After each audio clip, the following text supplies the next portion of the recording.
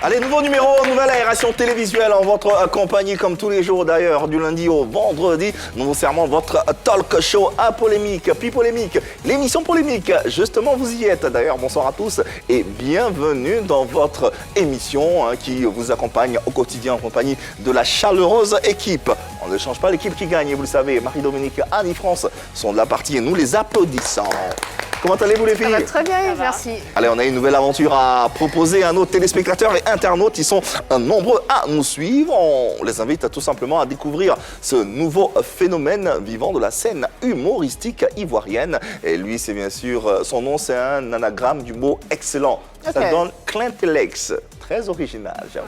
Ouais, oui. Okay, d'accord. Un univers à découvrir par-dessus tout dans ce numéro de PPLK. Pour ce faire, n'hésitez pas, on a différentes adresses, différents canaux. La première adresse au bas de votre petit écran, nom et prénom. Et puis d'ailleurs, vous êtes avec nous, vous aurez la possibilité de poser directement vos questions. En direct, nous sommes également en live sur la page officielle de la 3, la page Facebook, sur laquelle Annie vous invite à mettre des cœurs. Ah oui, mettez les cœurs. Mettez les cœurs, partagez ce direct et puis surtout ne signalez pas. Envoyez, taguez tout le monde, vos amis, vos frères, vos ennemis.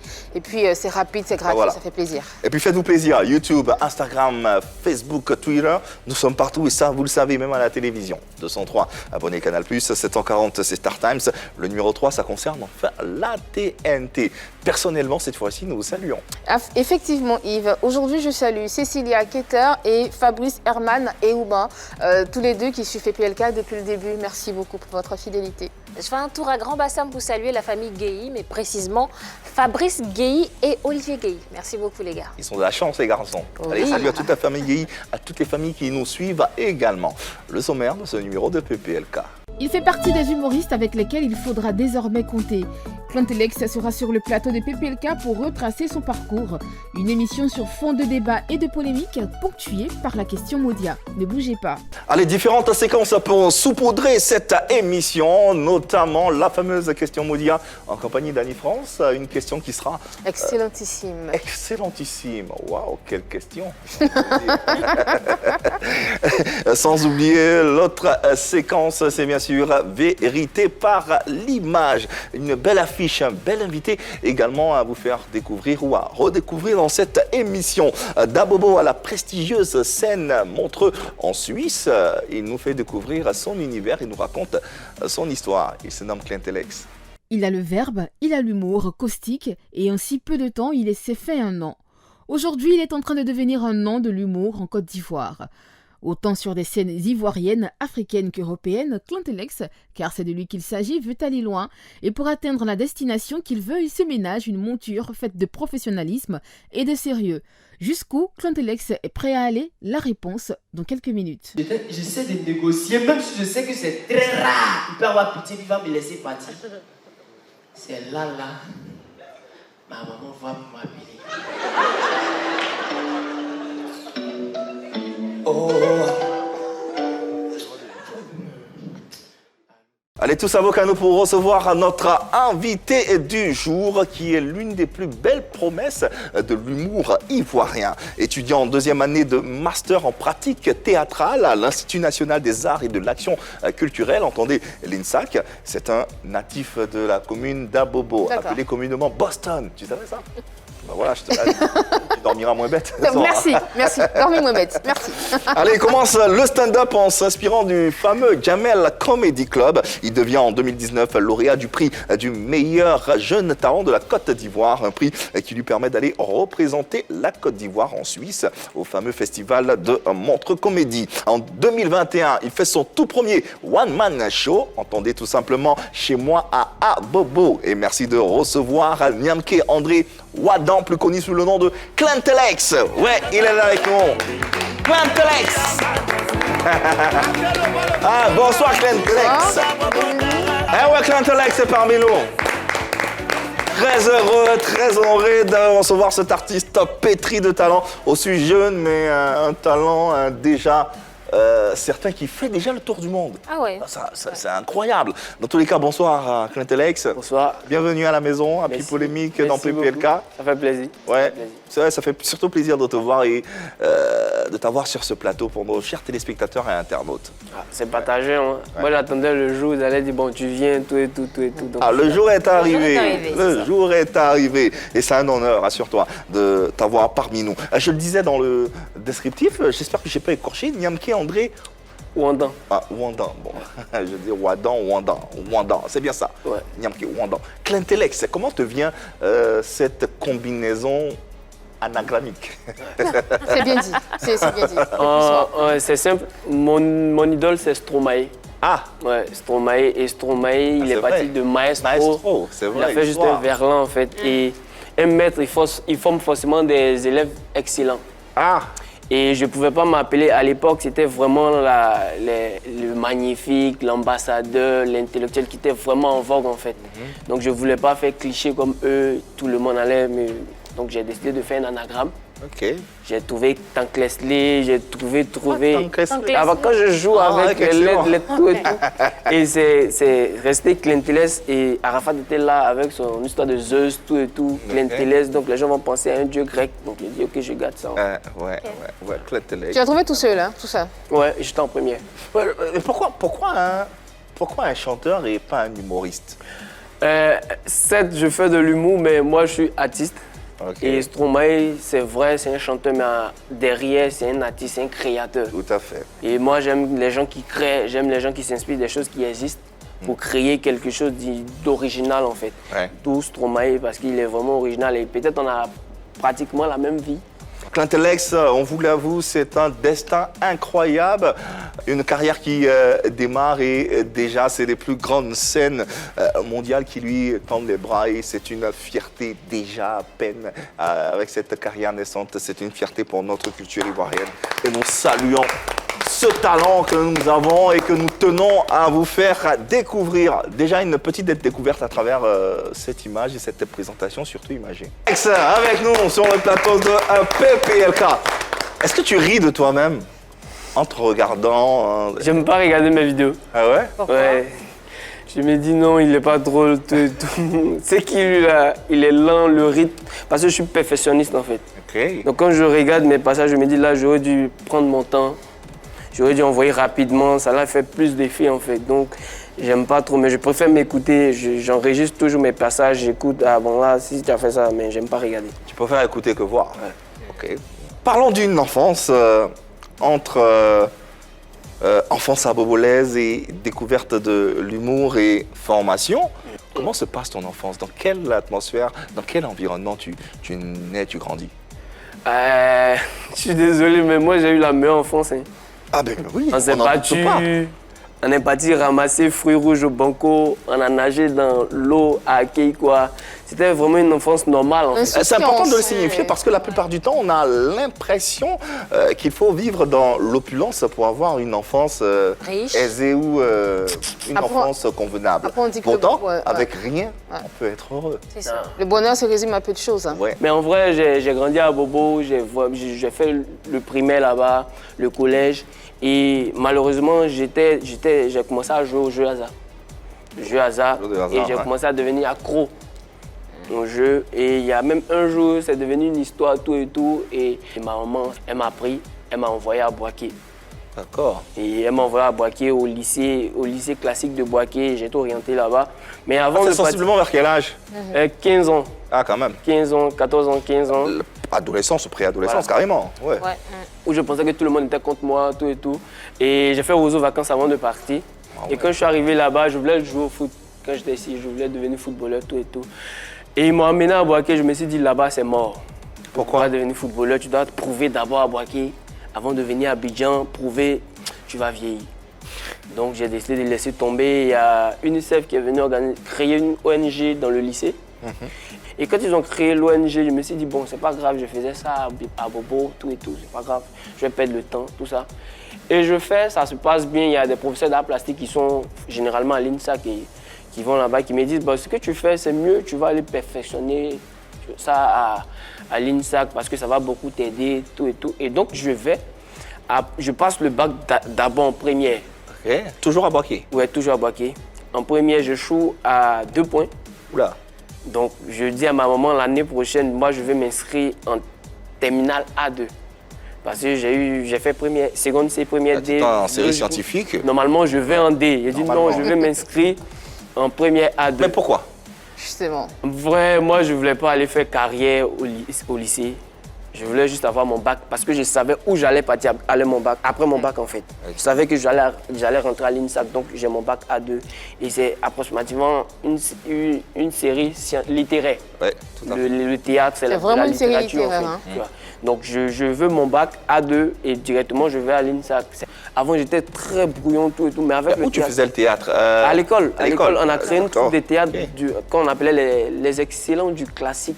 Ah, il y avait excellent. Ah, ok. Ouais. Moi j'ai mis ça partout. Ça revient de long. C'était les excellents du classique. Et on faisait du théâtre, on nous donnait des thèmes. Et arriver à réfléchir, à créer une histoire à partir du thème, tout et tout, je me suis dit, ça m'a donné un état d'esprit très ouvert. Ok. Donc je me suis dit, bon, la littérature c'est mieux. Et il y a beaucoup de choses cachées en fait. Ouais. Des choses voilées dans la littérature. Par exemple, moi ce qui me plaît, c'est pas 1 + 1 = 2. Faut aimer, hein. C'est important. Le constat qu'on fait, c'est que, mine de rien, tu es l'un des rares humoristes de cette nouvelle génération à être passé par les planches. Bon, il y a d'autres qui n'ont pas fait. Uh-huh. Mais vu que le bateau est en train de partir, il y a d'autres qui ont décidé de revenir faire en fait. Mais il y a moi et il y a Guizo qui sommes de la même promotion, nous sommes de la même génération à l'INSAC. On a fait la même classe, qui avons fait du théâtre. Il y a Aya la grosse qui a fait du théâtre. Oui, aussi. Aya la grosse. Et oui, oui. La très mince là. Oui, oui. justement. Ouais. Qui a fait du théâtre, qui continue même de faire le théâtre en France, tout et tout. Il y a chose aussi, Hilarion Kouassi. D'accord. Hilarion Kouassi qui a fait du théâtre. Mais il y a d'autres qui sont en train de partir apprendre le théâtre. Ouais. Est-ce qu'il y a un avantage particulier quand aujourd'hui vous maîtrisez la scène, le stand-up? Est-ce que vous avez un plus par rapport à ceux qui n'ont pas fait les planches, par exemple, qui n'ont pas eu de formation théâtrale? C'est quoi la plus-value? Le théâtre te permet d'interpréter des personnages, même quel que soit, c'est pas obligé de faire une mise en scène où les gens vont bouger tout, même dans la voix, dans la manière de parler, tu fais une mise en scène en fait. Parce qu'à un moment où tu vas parler, tu auras un ton colérique, à un moment tu auras un ton doux, tout, et le théâtre te permet de varier ta manière de parler et ça fait que les gens ont envie de t'écouter en fait, c'est agréable d'entendre, c'est pas monotone. Restons sur la formation et la nécessité. Ouais, justement, pendant ta formation, quels sont les grands acteurs du théâtre ou de l'humour qui t'ont formé ou de qui tu t'es vraiment inspiré? Au théâtre, lui qui m'a vraiment donné l'envie de faire du théâtre, il s'appelle Klubali Shigata. Ah bon? Klubali Modibo Shigata qui est décédé. D'accord.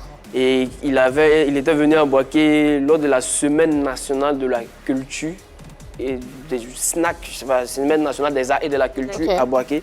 Il avait fait son spectacle qu'on appelait l'Odyssée finale.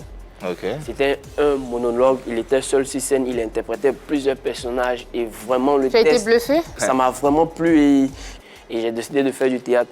Maintenant en humour, il y a Fadili Camara qui m'influence. Ah, fini, ok, d'accord. Qui m'influence beaucoup, il y a Fadili Camara, il y a Roman Fresnay. Ouais, Roman Fresnay. Il y a Ahmed Paro qui est très fort en improvisation. Et en Côte d'Ivoire, il y a Bruce Ano. Il y a Bess Adjaï qui me donne beaucoup de conseils, qui me soutient beaucoup. Mais la personne qui m'a vraiment initié au stand-up, il s'appelle Adrien Planès. Adrien Planès, il est là, il avait sa scène ouverte au Bao Café, qui est devenu Dikoko maintenant. Tout à fait. Et moi, je jouais avant, je faisais des histoires drôles. C'est différent. C'est quoi la nuance? C'est vrai, je m'arrête dessus. En fait, histoire drôle. Humour, parce que nous, le profane, je me dis, un stand-upper, c'est un enchaînement d'histoires drôles. Ou de blagues. Ou de blagues. Ouais, c'est quoi la nuance? En fait, le stand-upper... Non, les gawa, comment on dit? Le stand-upper, on va dire, c'est le rap de l'humour. C'est vraiment que des punchlines, en fait. Ok. Tu dois raconter des choses qui doivent faire rire, en fait. Et lui qui fait les histoires drôles, je vais dire, comme moi, dans mon langage, je dis, c'est dans le domaine public. Les histoires drôles, c'est pas vraiment toi qui as la paternité de ça, en fait. Ah, d'accord. Ah, d'accord, ok. Toi, tu ajoutes ton grain ou soit tu le fais textuellement. Parmi tous les noms que tu viens de citer tout à l'heure concernant ceux qui ont t'ont marqué ou ce dont tu t'inspires. Tu as parlé des Fadhili Camara. J'aimerais bien qu'on s'arrête sur elle. C'est une jeune dame, en tout cas, qui explose, qui illumine les podiums. Qu'est-ce qui te retient? Enfin, qu'est-ce que tu retiens dans son travail, dans ses sketchs, dans son humour? Moi, c'est déjà son énergie. Ok. C'est une boule de feu sur scène, tout et tout. Et moi, je ne l'ai pas connue en vidéo déjà, je l'ai connue à la radio. Je l'écoutais parce que j'écoute beaucoup la radio, je l'écoutais.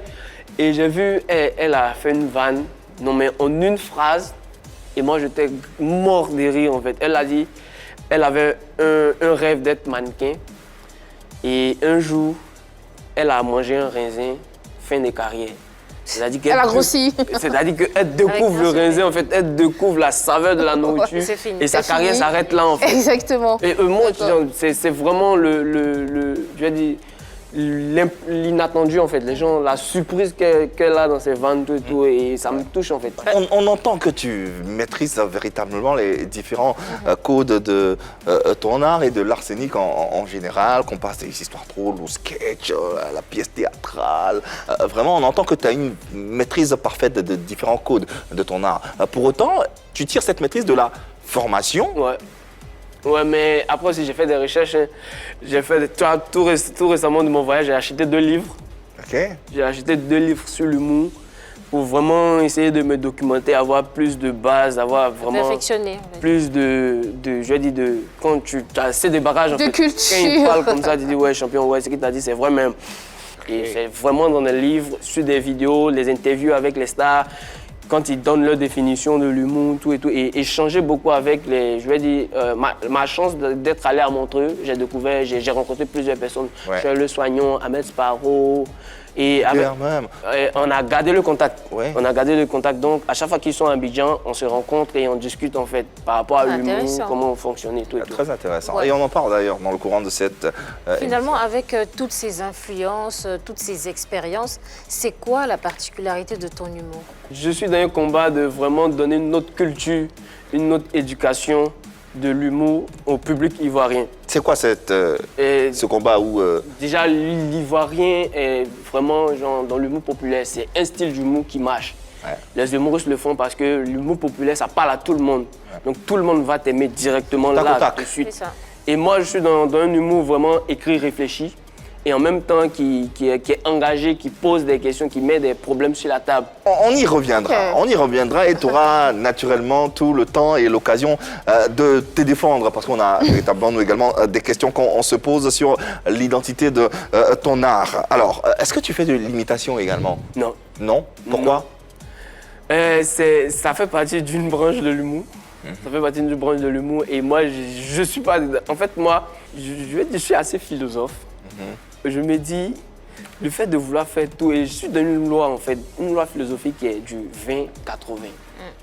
Okay. Je fais 20% des choses, ça me donne 80% des résultats.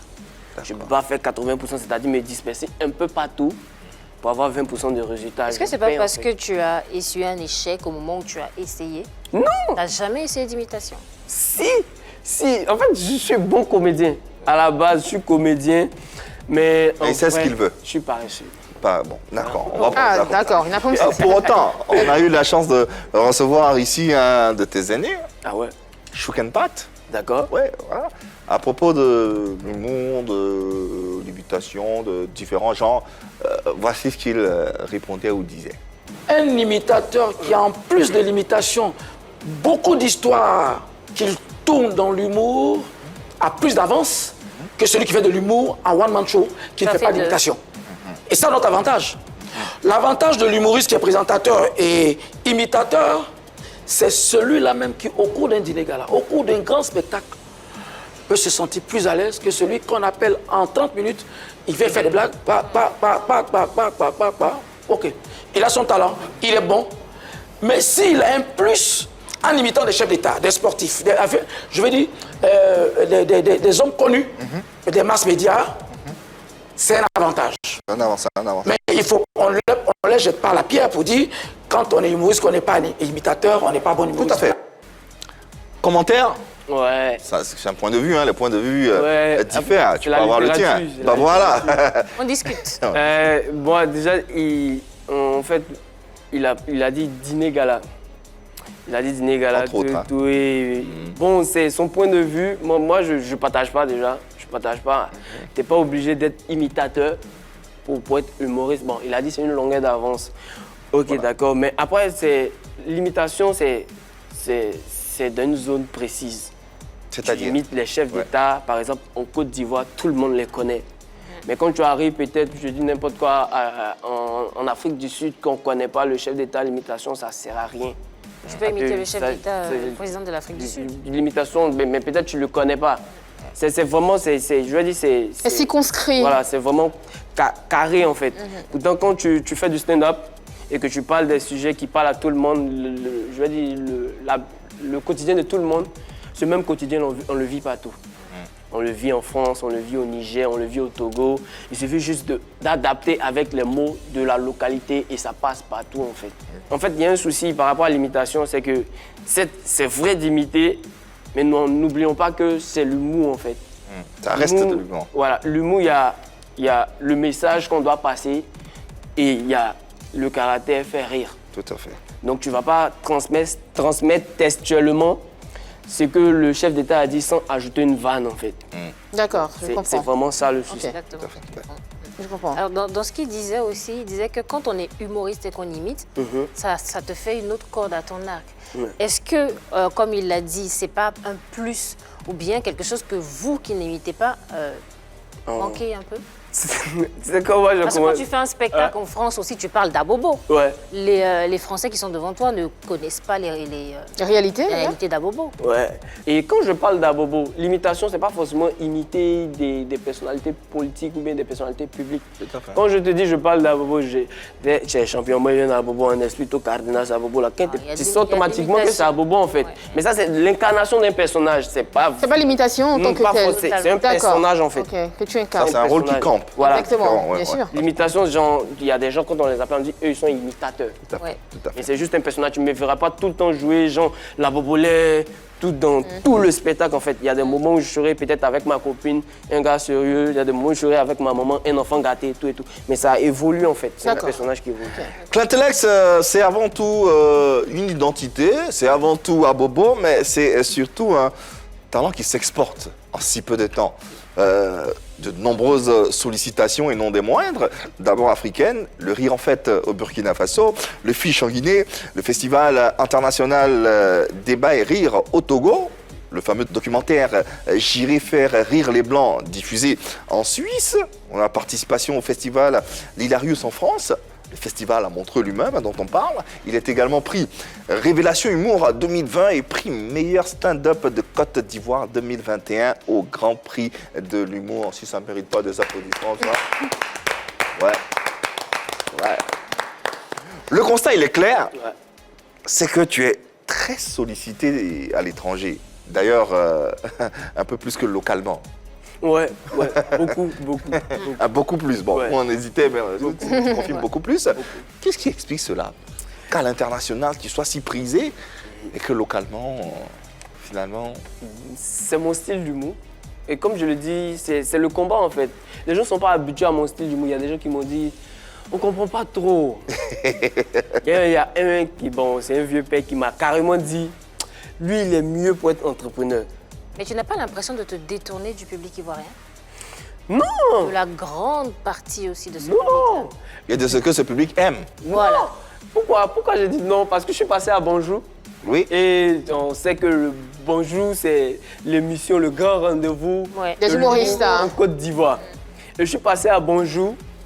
J'avais peur, tu vois. Il y a ma directrice qui m'a dit non, ça va passer, tout et tout. Et je suis parti. À la fin de mon passage, j'ai eu des applaudissements. Pourtant, je n'ai pas dilué mon humour, je n'ai pas voilé mon humour, je n'ai rien fait de tout ça. Mais j'ai eu des applaudissements en fait. Donc, je n'ai pas peur. Parce que moi, ma philosophie, j'ai dit, arrivé un moment, ils vont suivre. C'est pas à moi de suivre, arrivé un moment, ils vont suivre en fait. Moi, je suis dans mon truc, dans ma philosophie. La preuve, j'ai vraiment un public qui aime ce que je fais. Aujourd'hui, en tout cas, ce qu'on sait, c'est que tu es l'un des rares humoristes ivoiriens à participer à un festival. On parle bien sûr du festival de Montreux. Yves, quelle est la plus-value que ce festival a apportée dans ta carrière? Là, de façon directe, mais de façon Yacouba, je vais dire... Ça veut dire quoi de façon Yacouba? grosse tête. La grosse tête. De façon Yacouba, je vais dire le respect des aînés, en fait. Maintenant, tu vois, il y a des aînés qui me demandent comment tu as trouvé mon passage, qui me demandent des conseils, tout et tout, comment écrire ce sketch-là. Bon. Ben justement, ça... Les aînés ivoiriens. Hein. Oui. Ouais. Qu'est-ce que tu penses de cette vanne, tout et tout? Du coup, tu deviens Yacouba. Non, c'est... Légèrement Yacouba, tu vois un peu le genre, non? Non, à Bobo, on n'est pas Yacouba. Non, je suis pauvre. Bien sûr. Pauvre. Et il y a aussi, il y a vraiment cette lueur d'espoir des jeunes de ma génération qui se sont dit, ouais, ça peut le faire en fait. Il y a vraiment de la place pour tout le monde. Et il y a vraiment une concurrence, mais saine, qui est née. Il y a même une troupe qui a été montée grâce je vais dire, à cet essor, à cette évolution-là. Il y a 10 jeunes au Dikoko. De ton initiative? Non, pas à mon initiative, mais à mon image, en fait. Ton image, d'accord. Il y a un gars qui arrive à se démarquer des autres. Et si on prenait 10, qu'on les mettait dans peut-être, je vais dire, une couveuse, et on essaie de les coacher, tout et tout, ça peut créer vraiment un boom. Et le stand-up va vraiment prendre le dessus en Côte d'Ivoire. Et il y a ça, et il y a la pression aussi. Ouais. Effectivement. Quand on parle surtout du festival qui est Montreux, qui est l'un des plus courus dans le monde, rares sont les Ivoiriens qui ont participé à on a Priscilla Desgameuses qui a participé. Et Guizot. Et Guizot également. Bon, oui, ça s'arrête. Qui vous rencontrez comme sommité de l'humour? Ouais. Et qu'est-ce que vous vous dites? Moi, je suis curieux de savoir. Bon, après, là-bas, c'est tout. En fait, c'est l'humour francophone que tu rencontres. C'est ça, en fait. Je veux dire, je peux me permettre, les papas de l'humour, les Québécois sont là. C'est que l'humour, Ah oui. c'est une culture pour eux, l'humour. Ouais. Et il y a les Français aussi qui sont vraiment en avance, qui sont en train de monter. Et il y a toi, en fait. Toi qui viens de découvrir comment ça fonctionne. Et moi, ma chance, quand je suis parti à Montreux, j'ai rencontré l'École nationale de l'humour de Montréal.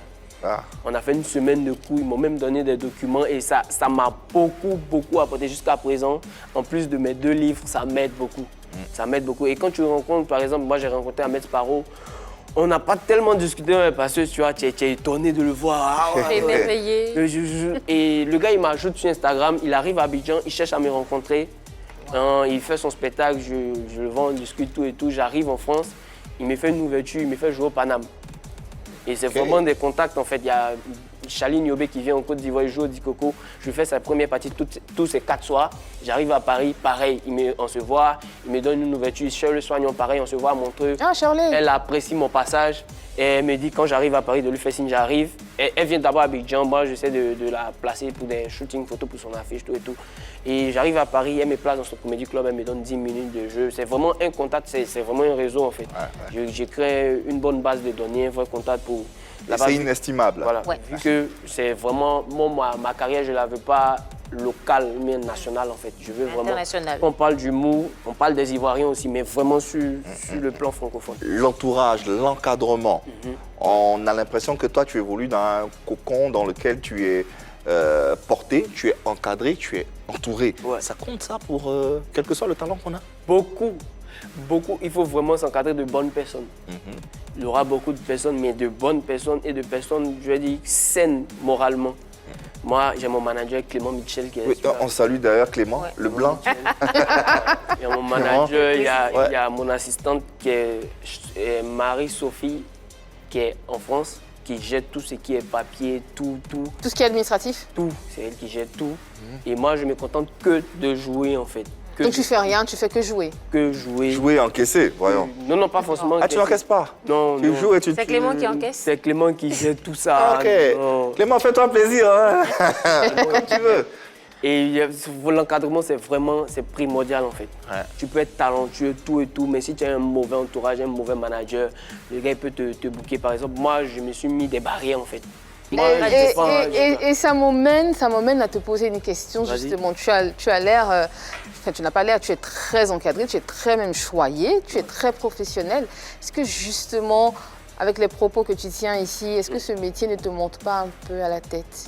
Non, après, tu vois, il y a une police qu'on s'applique, on s'auto-censure, tu vois. Moi, je sais qu'il y a des choses que je ne veux pas faire.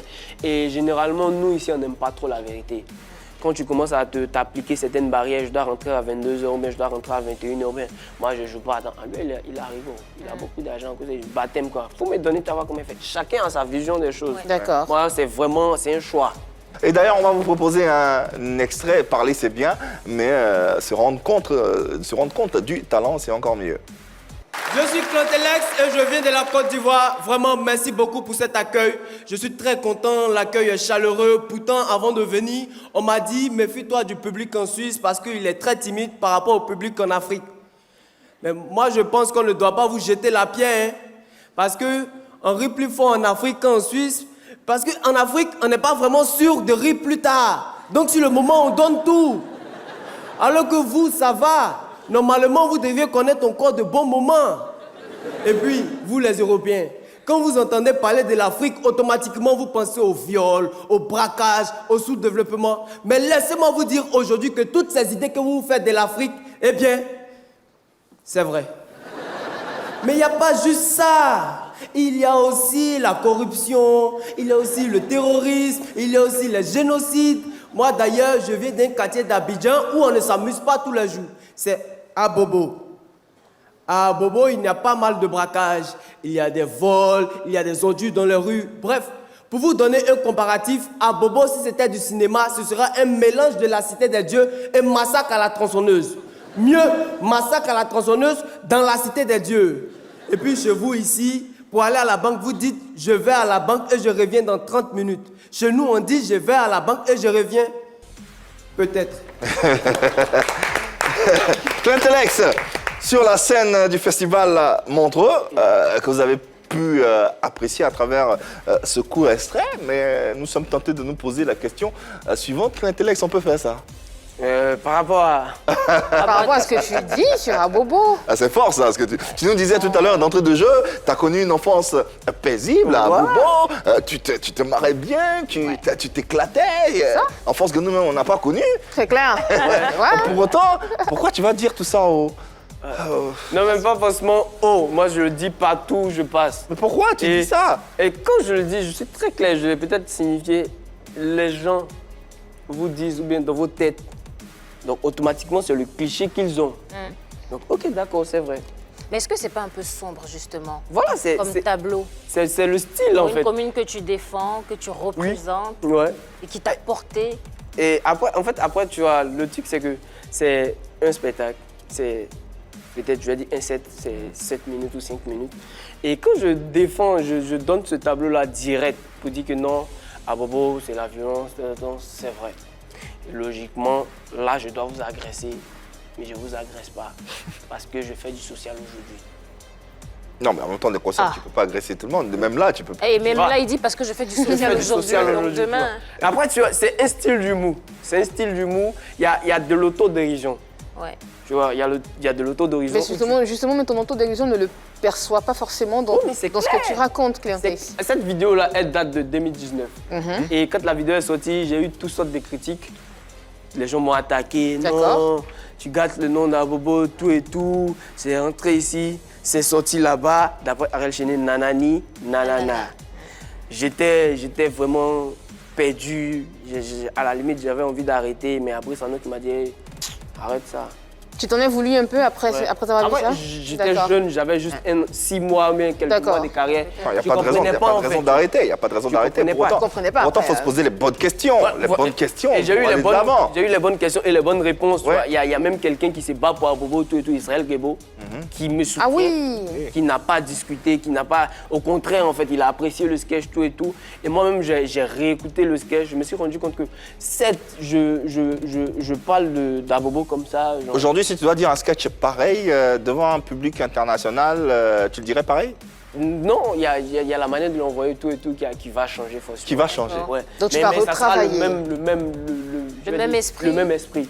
C'est pas un tableau que tu peins pour plaire au public en face de toi? Jamais. Parce que généralement, quand je finis mes spectacles, sachant que j'ai dit à Bobo c'est la violence, il y a des gens qui viennent me voir et c'est pas des gens des Ivoiriens ou bien des Africains, mais c'est généralement des expatriés qui viennent me dire non, on va à Bobo quand en fait. Sachant que j'ai parlé de la violence, tout et tout, mais ça dépend de la manière de d'envoyer parler, en fait. peut-être. Je parle de violence et puis moi aussi en joie. Comment tu arrives à comprendre quelqu'un qui vit dans la violence, quelqu'un qui est traumatisé, il peut être en joie en fait. Ouais. Justement, ça part aussi de l'intrigue que j'ai concernant ton histoire, ton vécu, ton enfance à Bobo que tu décris, que tu as peint de façon... Péjoratif, peut-être. Même pas péjorative, Heureuse. Heureuse. Ah, heureuse, ok, Peint d'accord. de mille couleurs, j'ai envie de dire, entre toutes les escapades dont tu nous parlais. Et cette description que tu fais, c'est quoi? C'est quoi la marge en fait? Bon, déjà, il faut savoir que chez nous, c'est pas forcément, ça n'a pas été rose tout le temps.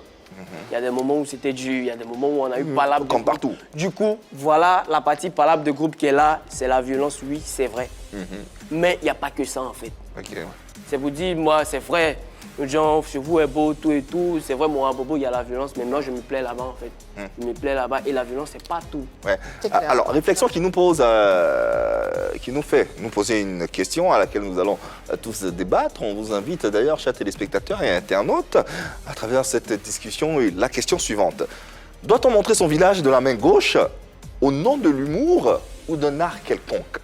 Je dis non, déjà. Non, parce que justement, on va vendre quelque chose. D'accord. D'accord? On va vendre l'endroit qu'on veut paradisiaque, dans lequel on a grandi, dans lequel on a passé toute son enfance. Donc quand on arrive sur scène, je pense qu'il y a une façon de dépeindre cet endroit-là au lieu de faire croire ou au lieu de prouver, entre griffes, qu'on était dans un cauchemar, ou on était dans un endroit où il y avait tout le temps... On était carrément dans un maquis. Quand je dis dans un maquis, je parle justement de la broussaille où les soldats se cachent pour faire la guerre. Hein. Je ne parle pas des espaces ouverts. Donc c'est comme si on vivait dans un maquis, c'est comme s'il y avait tout le temps la violence, alors que ce n'est pas le cas.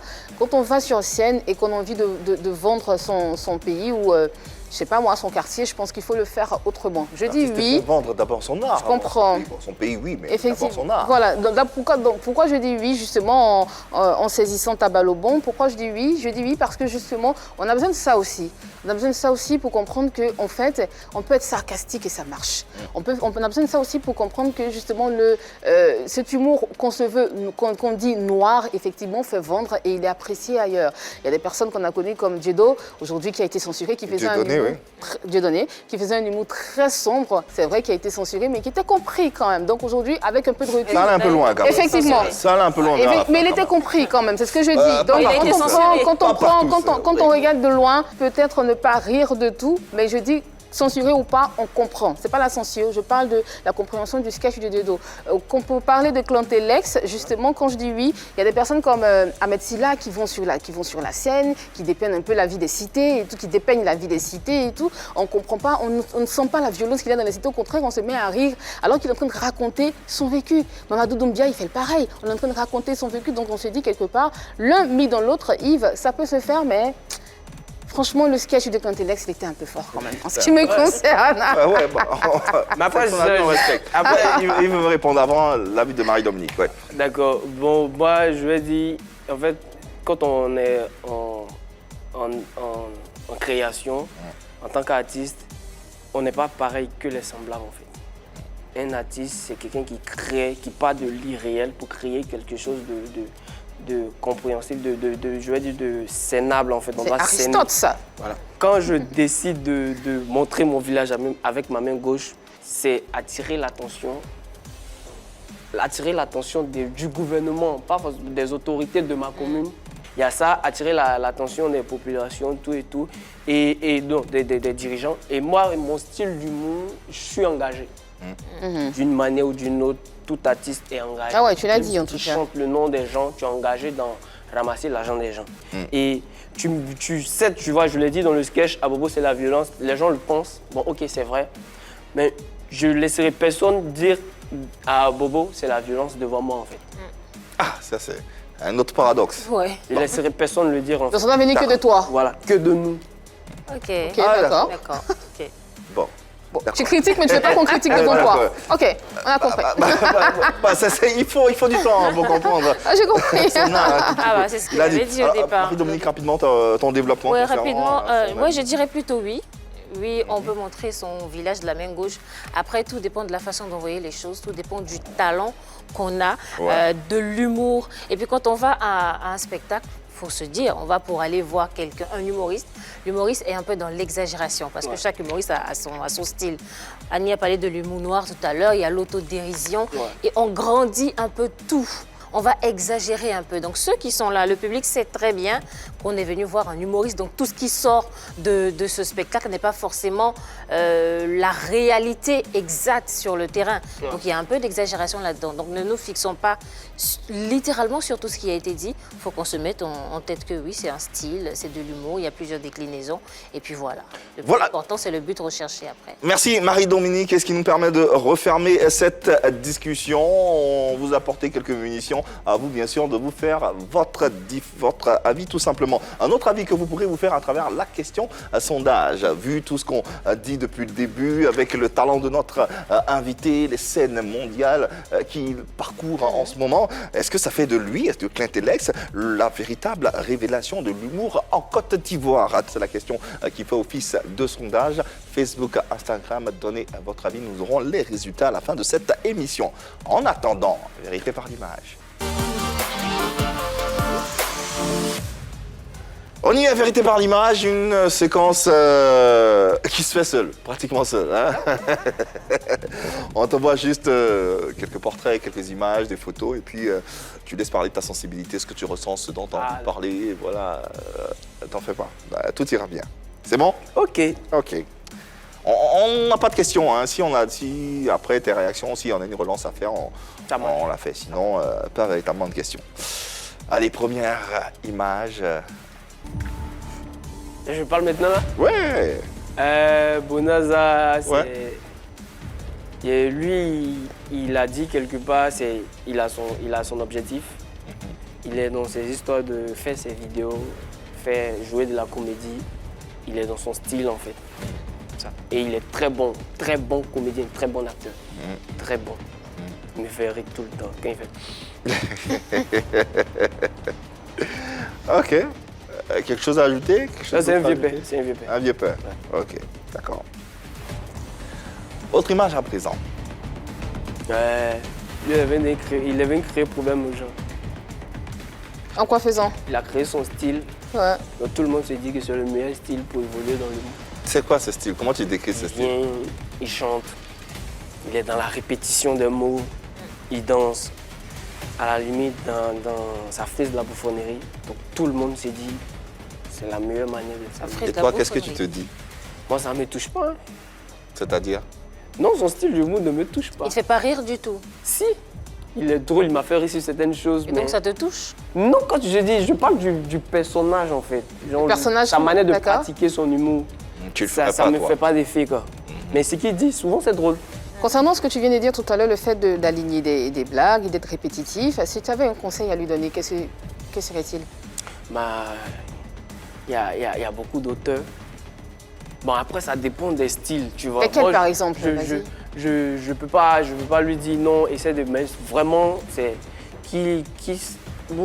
voici mon souci. C'est que quelqu'un qui a déjà eu l'argent, qui mange dans ce qu'il fait, tu ne peux pas lui dire que ce qu'il fait, c'est pas bien. Non, c'est pas entre... Non, tu peux l'aider à améliorer son style. Non, du coup, moi, je lui dirais de vraiment voir des auteurs qui vont l'aider à écrire des sketchs. Alors, si tu parles d'auteur, c'est à dessin, parce que je pense que il est taxé très souvent de...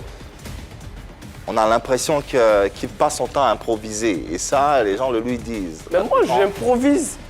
Dans mon spectacle, tu viens voir le spectacle, tu ne sais pas la partie écrite, tu ne sais pas la partie improvisée.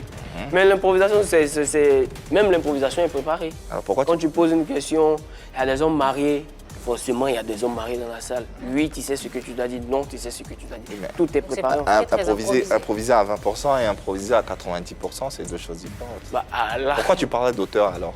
Bon, auteur, moi je parle de plus les tests en fait. Mais justement, pourquoi? Parce que, comme je l'ai dit, il répète des mots. C'est dérangeant, ça? Oui. Et ça vient d'où? Ça vient de quoi? Pour mon style. Les mots, ça vient de... Tu vois, par exemple, quand tu insistes sur un mot, logiquement, quand tu envoies un mot, ça doit faire rire automatiquement. Ou quand ça peut paraître, il peut y avoir des codes, des techniques. Quand tu maîtrises la base A, B, C, tu peux jouer maintenant C, B, tout et tout. C'est vrai, à un moment, tu peux peut-être insister, mais l'humour de répétition, on n'insiste pas tellement en fait. Tu joues une vanne, tu mets le mot, après tu joues une autre vanne, tu ramènes le mot, le gars se rappelle de la première vanne et il rit en fait. Tu ne peux pas insister tout le monde, tout le temps. Ok, d'accord. Avant-dernière image. Ah ouais. Bon, lui, je ne le connais pas particulièrement. Vous dire. Mais on a partagé la même scène au Mac avec Wallace. Et c'est quelqu'un qui est très fort. Il est très fort. Et tu vois, lui, il est parti de ses défauts pour revenir à notre sujet. Il est parti de ses défauts et il arrive à les faire et tout le monde en rit. Ouais, Faites beaucoup d'autodérision, Boudère. C'est vraiment un style d'humour et c'est ce qui marche le plus. Il utilise son handicap pour... Exactement. C'est ce qui marche le plus dans ce domaine-là. C'est vraiment des choses où tu n'as pas réussi, des choses qui n'ont pas marché, ou même toi-même tes défauts que tu utilises pour pouvoir captiver les gens en fait. Tu ne viens pas demander de la compassion pour dire « s'il vous plaît, à propos c'est la violence, mais pardonnez ». Ils s'en foutent, tu vois. Okay. Dernière image. Pourquoi ce sourire? C'est un bro, c'est un ami, il est bien. Moi, il m'a contacté pour son spectacle Audi Coco. À la limite, il m'a demandé de venir l'aider à structurer son test. C'est quelque part parce qu'il connaît comment je travaille tout et tout. Et j'ai donné, je lui ai prêté service tout et tout, on a travaillé et il a fait un spectacle. Mais il est bon, il est très bon dans les vidéos. Mais sur scène, il y a encore du travail à faire. Et ça, tu le lui as dit? Bah ouais. Et qu'est-ce qu'il en a pensé? Il n'a pas répondu. Il y a même Kebaro qui a reconnu qu'il voulait travailler tout le temps avec moi, mais il n'est pas disponible, il a ses trucs à faire. Tu es très demandé. Ouais, mais c'est des gars, ils savent que s'ils m'appellent pour... Moi, tant que j'entends que c'est pour l'écriture, tant que je sais que c'est pour l'humour, parce que moi, dans ma tête, ceux qui sont là, les vieux pères, ils doivent partir. Donc, tant que c'est un jeune qui m'appelle... Ils doivent partir. Ouais, ils doivent partir. Donc, si c'est un jeune qui m'appelle... Ils vont bientôt partir ou ils doivent partir? Ça fait 10 ans qu'ils sont là. Il y a un fossé, un pas entre la vidéo et la scène. Faut pas dire ça doucement. Il y a un gros boulevard en fait. Il y a vraiment la transition qui est le travail, l'apprentissage. Des vidéos à la scène, tu peux avoir des aptitudes ou bien des tics, mais c'est pas pareil. C'est pas pareil. Pour finir, est-ce que tu considères ceux qui font des web vidéos comme des artistes ou des humoristes à part entière? Comme des artistes, mais pas comme des humoristes. Merci. Fin de la séquence Vérité par l'image. On en ouvre une autre, celle du Modia. Allez, découvrons le mot du jour. Narcissisme. Ok.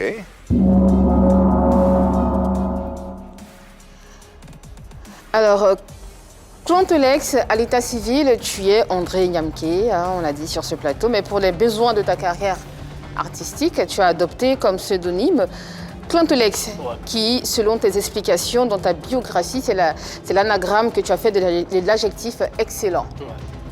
Tu te qualifies donc d'excellent.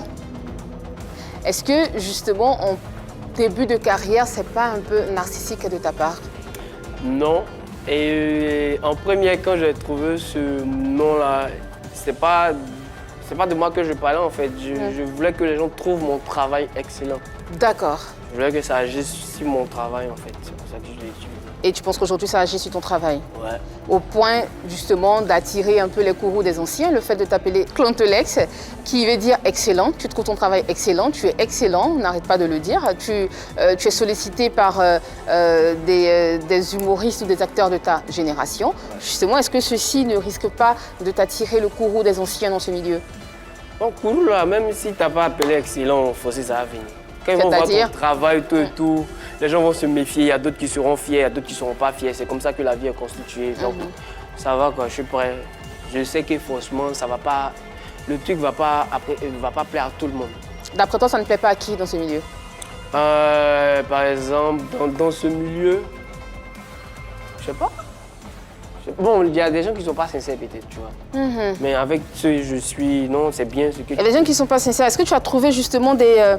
Est-ce que tu as entendu ou tu as perçu des des appréciations que tu n'as pas trouvées sincères?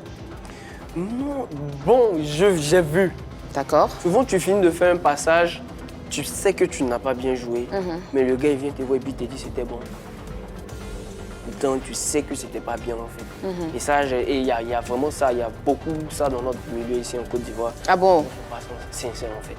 D'accord. Donc justement, c'est pas parce que tu étais excellent que les gars te trouvent excellent. Peut-être que c'est pour t'encourager aussi. Non, moi, en fait, le caractère excellent, tout et tout, c'est vraiment par rapport à ton travail. À ma manière de travailler, à tout et tout. Sinon, moi, ma personne, c'est Clientélès, le gars qui est tout le temps énervé, qui est tout le temps fâché, qui est à la limite... Que tu as adopté comme pseudonyme aussi. Qui est aigri, en fait. Tu vois. Que tu as adopté comme pseudonyme aussi. Dernière question. Merci. Avant-dernière, pitié. Si tu es excellent, ça veut dire que quelque part, tu trouves les autres nuls? Non. Au contraire, en fait. Le fait de... Bon, après, tu sais, il y a moi, ma personne. Moi, je suis en concurrence avec moi-même déjà.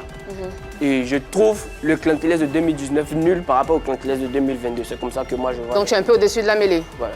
Moi, je suis au-dessus de la mêlée de Clientélès qui évolue, en fait. Merci. Fin de la question mondiale, les questions ont été posées, les réponses ont été données, à vous de vous faire vos différents avis. Dans quelques instants, la question du sondage, Clientélès est-il selon vous la véritable révélation de l'humour en Côte d'Ivoire? Nous aurons les résultats dans quelques instants. Allez, parlons actualité avec toi, Clientélès. On sait qu'on te retrouve déjà sur les antennes de Fréquence 2 tous les matins dans la matinale, aux côtés de Tia Carton. Carton Yoka qu'on salue, sans petit-déj. oublier Germaine Yeo, Franck Bleu, toute la famille Fréquence 2. Comment ça se passe là-bas? L'univers radiophonique, ton humour dans la... Bon, moi, à la base, je voulais faire de la radio. J'étais influencé par Marie-France Gras. Ah, Ok. qui est une amie. D'accord. Oh là là. Quand j'étais à Boaké, je voulais faire la radio. Et puis après, on m'appelle. Bon, j'arrive là-bas, je suis perdu, je comprends rien. Ah, c'est comme ça au début. Et tout le monde m'a adopté, tout le monde me donne des conseils. Tout, et maintenant, ça se Ouais, passe. ça se passe très bien. Il faut écouter ce garçon tous les matins sur Fréquence de Fréquence Zone 92.0 Abidjan et Périphérie. Extraordinaire, rien à dire. Alors, autre projet à présent, on s'attend à quoi? Est-ce qu'on vous verra un peu Clientélès un peu plus souvent sur les scènes ivoiriennes? Oui, c'est vrai, à l'international, mais bon, les Ivoiriens ont besoin de... La semaine prochaine, je vais au Niger.